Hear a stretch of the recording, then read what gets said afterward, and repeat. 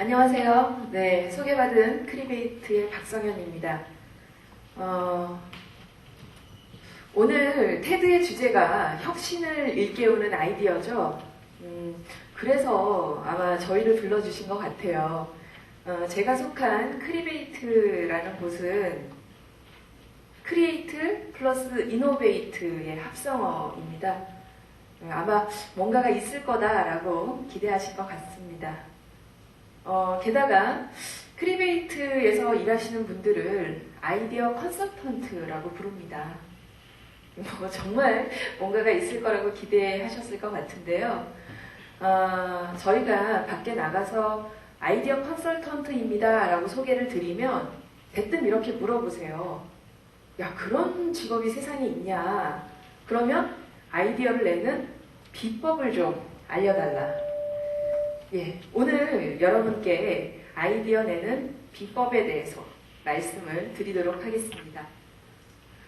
말씀드리기 전에 여기 계신 분들은 스스로를 창의적이라고 생각하시나요? 예, 여러분의 창의성을 테스트하기 위해서 제가 지금부터 음악을 하나 들려드릴 텐데요. 지금 굉장히 깜깜해서 종이에 그리기는 쉽지 않을 것 같은데 머릿속으로 이 음악을 들으면서 그림을 한번 그려보세요.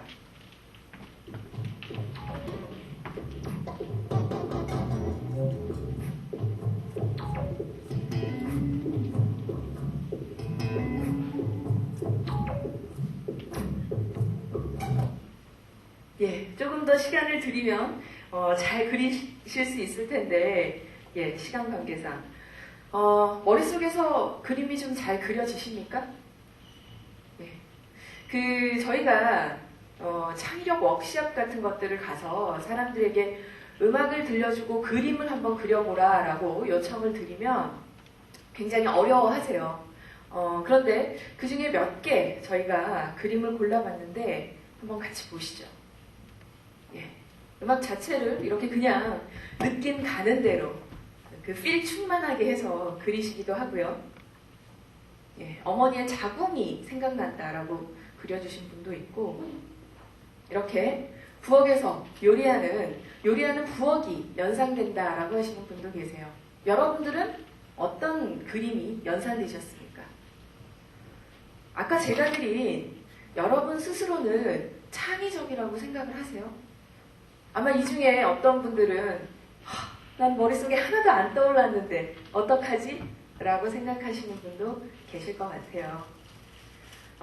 우리가 흔히 창의적이라고 하면 이런 고정관념이 있습니다.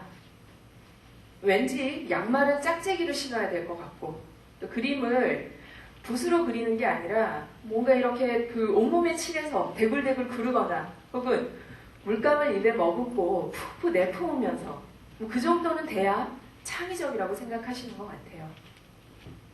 그래서 상대적으로 나는 그렇게 특별하지 않아. 나는 굉장히 평범해. 그래서 자신이 가지고 있는 창의성을 저평가하기도 합니다. 그런데 피카소는 이런 얘기를 해요. 모든 어린이들은 예술가이다. 우리가 창의성을 타고났다라는 얘기를 하는 거죠. 이 대체 창의적이라는 것은 타고나는 것일까요? 아니면 길러지는 것일까요? 진짜 여기 깜깜해서 하나도 안 보이네요. 제가 여러분들의 반응을 들으면 더 좋을 텐데 말이죠. 우리 어린 시절을 한번 떠올려보죠. 어린 시절에 정말 이 크레파스 하나 들고 행복하던 시절이 있었어요. 그 온 벽에 크레파스로 낙서를 하면 부모님이 또 선생님이 이런 얘기를 하죠. 이거 하지 마라, 저거 하지 마라, 또 이거 안 된다, 저거 안 된다. 세상을 살면서 야, 세상은 되는 것보다 안 되는 게 훨씬 더 많구나 라는 걸 깨달으면서 1살, 2살 나이를 먹습니다. 그러다가 학교라는 곳에 가죠. 이제부터는 본격적으로 훈련을 해요. 어떤 훈련이냐면 정답 맞추기 훈련입니다. 그래서 우리는 이런 질문에 굉장히 익숙해져 있습니다. 다음 중 사물이 아닌 것은? 다음 중 탈 수 없는 것은? 저도 여러분께 질문을 하나 드릴게요. 다음 중 날 수 있는 것은 1번 뱀, 2번 사자, 3번 비둘기, 4번 코끼리. 정답은 3번 비둘기죠. 3번 비둘기가 정답이다 라고 생각하는 순간 사실 4번 코끼리는 쳐다보지도 않습니다. 왜? 정답은 하나니까. 이미 정답이 나왔으니까. 그런데 예상이 되시죠? 만약에 코끼리가 날 수 있다면 아기 코끼리 전보가 될 겁니다. 사자가 날 수도 있겠지요. 뱀이 날 수도 있겠지요. 사자가 날고 코끼리가 날고 이런 것들을 생각할 수 있는 다른 방식으로 볼 수 있는 눈이 바로 창의입니다. 그런데 우리가 3번 비둘기가 정답이야 라고 확신하는 순간 다른 답은 쳐다보지 않습니다. 쳐다볼 필요가 없죠. 심지어 코끼리가 날고 사자가 나는 것에 대해서 비난받아 왔습니다. 왜? 쓸데없는 짓 한다고. 언제는 쓸데없는 짓 한다고 굉장히 비난을 하더니 이제는 창의의 시대, 혁신의 시대, 아이디어를 마음껏 내세요 라고 이야기한단 말이죠. 마치 팔씨름 선수한테 어제까지는 계속 오른팔로 힘쓰는 훈련을 시키고 나서 이제부터는 왼팔로 힘을 한번 써봐 라고 요구하는 꼴이라는 거죠. 우리 시대가 창의나 혁신을 이야기하면서 달라진 변화가 하나 있습니다. 아마 사무실에서 그리고 학교에서 이런 알록달록한 아이디어 룸이라는 걸 만들어 놓습니다. 그리고 사람들을 그 안에 집어넣죠. 그리고 그 아이디어 룸에 들어간 사람들한테 요구를 합니다. 야, 지금부터 아이디어 10개씩 내기 전까지 못 나가. 사람들은 하소연을 해요. 아이디어 룸에 가서 아이디어 내는 게 가장 괴로운 일이라고. 그리고 그 아이디어 룸이라는 데 들어가서 반드시 꼭 나오는 얘기가 있습니다. 누군가가 아이디어에 대해서 이야기를 하면 이런 얘기를 하죠. 그거 우리가 옛날에 해봤어. 그거 돈이 너무 많이 들잖아. 그거 시간이 너무 많이 걸려. 그거 교수님이 싫어해. 그거 사장님이 싫어해. 윗사람이 싫어해. 그렇죠? 그래 그거 좋아. 예스라고 얘기하지만 근데 그거라고 딴지를 거는 벗. 바로 예스벗이죠. 우리가 이 예스벗을 듣는 순간 아이디어를 내는 사람은 다짐을 합니다. 내가 다시는 얘기 하나 마라. 그래서 사람들은 입을 닫죠. 혹은 네가 맞다, 내가 맞다 서로 싸우기 시작합니다. 그나마 사람들이 말을 하지 않거나 싸우는 건 나은 징조입니다. 왜? 뭔가 문제가 있다는 걸 금방 캐치할 수 있으니까요.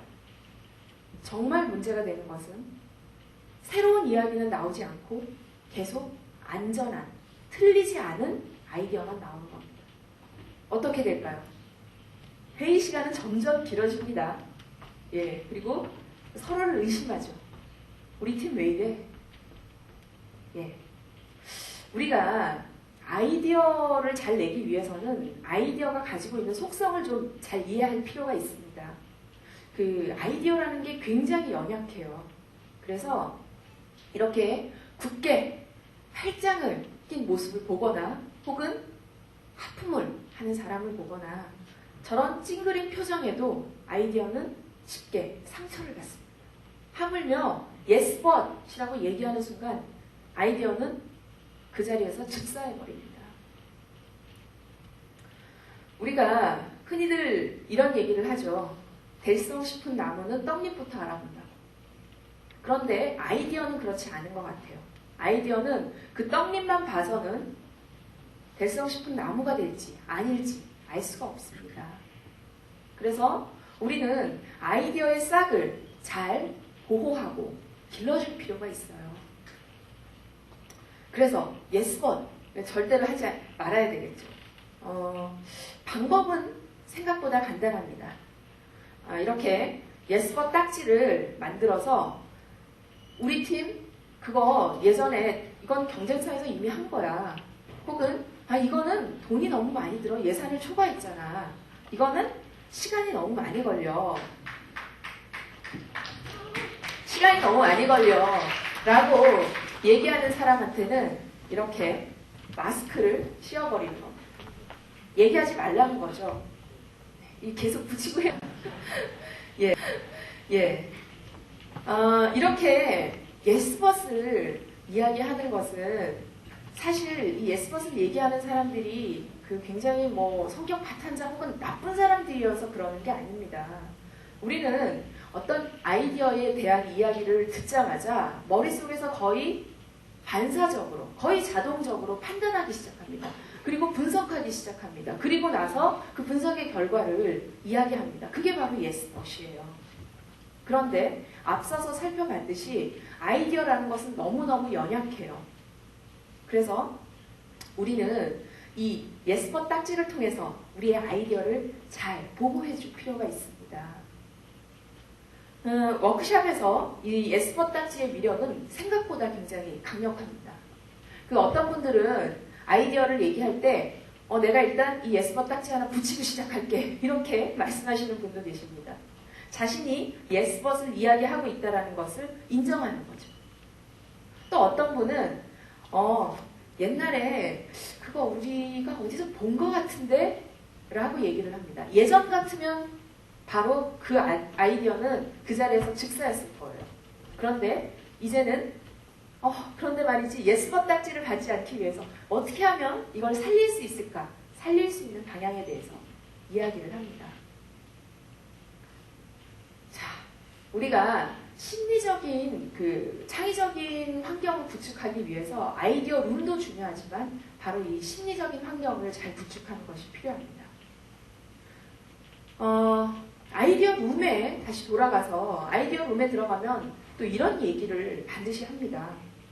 자, 지금부터 창의적으로 아이디어를 내세요. 여러분들의 창의성을 제한하지 않겠습니다. 마음껏 내세요. 어때요? 정말 마음껏 아이디어가 잘 나왔습니까? 앞서서도 말씀을 드렸다시피 우리는 누구나 다 창의적으로 태어났음에도 불구하고 너무나 오랫동안 그 창의 근육을 쓰지 않았기 때문에 약간의 도움이 필요합니다. 여러분이 이미 알고 계시는 6M, 6색 모자 기법이라고 알려져 있죠. 6M 혹은 스캠퍼, 트리츠, 다양한 아이디어를 낼 수 있는 방법들을 통해서 아이디어를 낼 수 있어요. 그런데 이 아이디어 툴들이 그냥 이 툴들만 있으면 아이디어가 뚝딱 하고 나오는 것이 아니라 이런 방법들을 잘 활용하는 것이 중요합니다. 크리베이트도 이런 아이디어를 잘 낼 수 있는 방법들에 대해서 연구를 하고 있습니다. 보시는 것처럼 이렇게 카드에 한 장 한 장 그런 방법들을 기록해서 카드로 만들어 놓고 있는데요. 오늘 여러분께는 한 2가지 정도의 방법을 좀 소개해 드릴까 합니다. 첫 번째는 assumption reverse. 우리말로 하면은 고정관념 뒤집기 정도로 말씀드릴 수 있을 것 같아요. 자, 우리가 만약에 새로운 피자를 만들어 본다고 생각을 해봅시다. 어떤 피자를 만들어 볼 수 있을까요? 잘 떠오르세요? 우리가 피자에 대해서 갖는 고정관념 자체를 한번 뒤집어 보는 거죠. 피자에 대한 고정관념 어떤 게 있을까요? 피자는 둥글다. 피자는 뜨겁다. 자, 이 둥근 피자를 뒤집어 보면 어떤 게 될까요? 세모 피자, 네모 피자, 별 모양 피자가 나올 수도 있겠죠. 만약 우리가 피자는 뜨겁다라는 것을 뒤집어 본다면 차가운 피자, 아이스크림 피자를 생각해 볼 수도 있을 겁니다. 또 하나의 방법으로는 피처 매치업이라는 방법이 있어요. 전혀 엉뚱한 것들을 연결시키는 거죠. 이미 앞에 프리메드 대표님께서 이 설명을 잘 해주셨는데 우리 맥도날드랑 병원을 한번 연결을 시켜보죠. 어떤 게 나올 수 있을까요? 물론 병원에서 햄버거가 나올 수도 있을 거예요. 그렇죠? 예. 혹은 병원의 의사가 이 맥도날드 피에로 분장을 하고 진료를 할 수도 있겠죠. 그런데 아까 말씀하셨던 것처럼 병원의 수술 공정 자체를 맥도날드의 패스트푸드가 나오는 방식으로 굉장히 빠르게 수술을 처리한다면, 아까 말씀드린 인도의 아랍인들 병원에서 그런 방식으로 수술하고 있는 거죠. 예. 그래서 수술 공정 자체가 굉장히 짧아지기 때문에, 시간이 절약되기 때문에 상대적으로 수술비는 저렴해집니다. 사회적 병원으로도 굉장히 유명한 아랍인들 병원의 예였는데요. 이렇게 전혀 어울릴 것 같지 않은 맥도날드와 병원이라는 것을 연결시켜서 새로운 가치를 만들어낼 수도 있을 것 같습니다. 지금까지 우리가 아이디어를 낼 수 있는 환경에 대해서, 그리고 아이디어를 낼 수 있는 어떤 방법에 대해서 살펴봤는데요. 그럼 이제부터는 정말 본격적으로 아이디어를 잘 낼 차례입니다. 우리 어떤 아이디어를 한번 내볼까요? 새로운 쇼파를 한번 만들어보는 건 어떨까 싶어요. 새로운 쇼파. 어떤 쇼파를 만들 수 있을까요? 다리가 4개가 아니라 5개 달린 쇼파? 혹은 다리가 3개가 달린 쇼파? 예. 생각만큼 잘 떠오르지 않는 것 같습니다. 우리가 아이디어에 대해서 한 가지 간과하고 있는 게 있는데, 아이디어도 인풋입니다. 아웃풋입니다. 그래서 아이디어라는 아웃풋을 잘 도출하기 위해서는 인풋이 필요해요. 인풋이 있어야 아웃풋이 나오겠죠. 그러면 대체 뭐가 인풋이 될 수 있는가? 제가 보기에는 우주 만물, 삼라만상, 모든 게 우리의 인풋이 될 수 있습니다. 그래서 우리가 할 일은 이 우주 만물, 삼라만상의 자극들을 잘 포착하는 것이죠.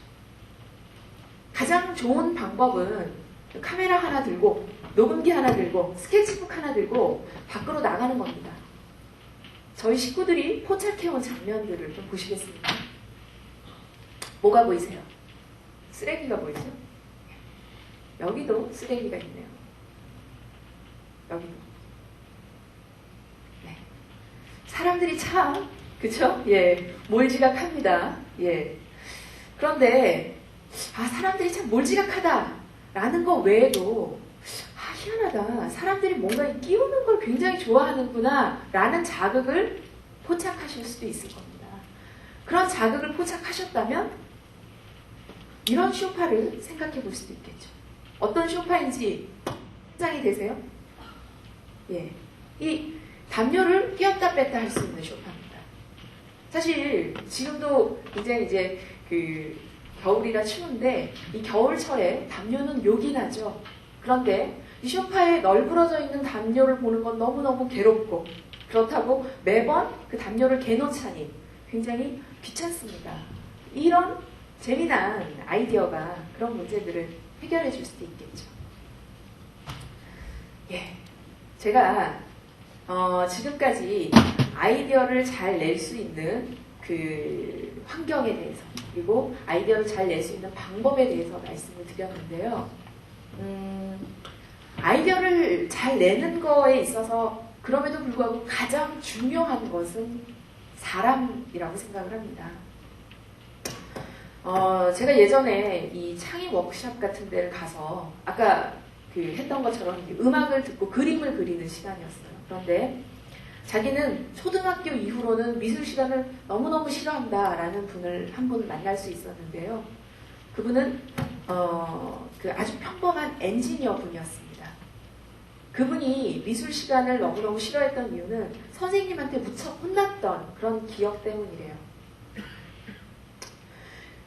초등학교 어린 꼬마는 미술 시간에 사람 머리를 빨간색으로 칠합니다. 선생님이 옆에 다가와서 이렇게 얘기했대요. 사람 머리는 검정색이란다. 검정색으로 칠해. 그런데도 그 꼬마는 계속 빨간색으로 머리를 칠합니다. 교실을 한 바퀴 둘러보신 선생님은 이번에는 화를 내시면서 지금 장난해? 사람 머리는 까만색이야 라고 야단을 치십니다.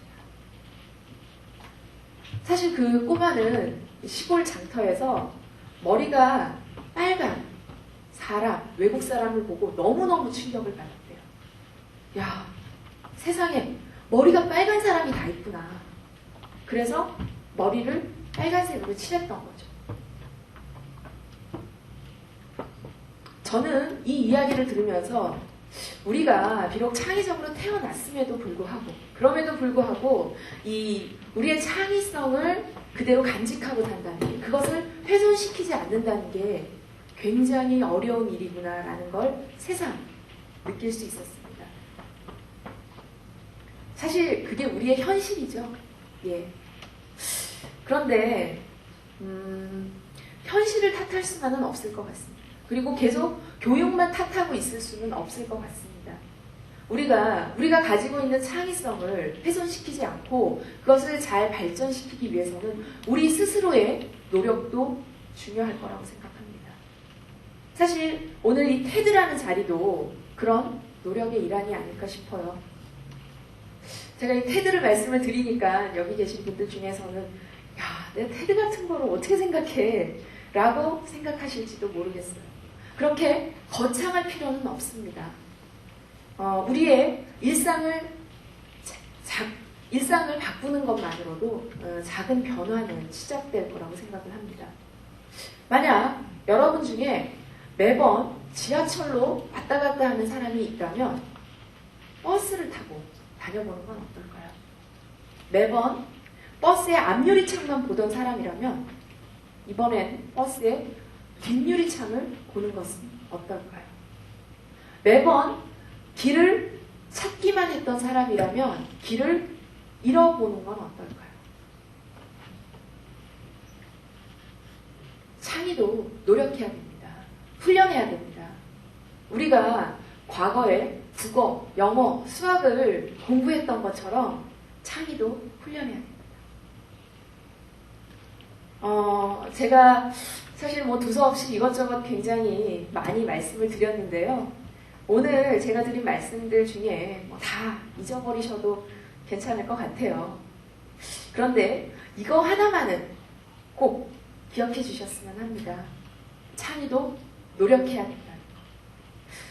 여러분들 자신이 가지고 태어난 자신이 가지고 있던 그 창의성을 훼손시키지 않기 위해서 여러분들도 노력하시기 바랍니다. 크리에이트도 모두 다 크리에이트해지고 이노베이트해지도록 열심히 노력하겠습니다. 감사합니다.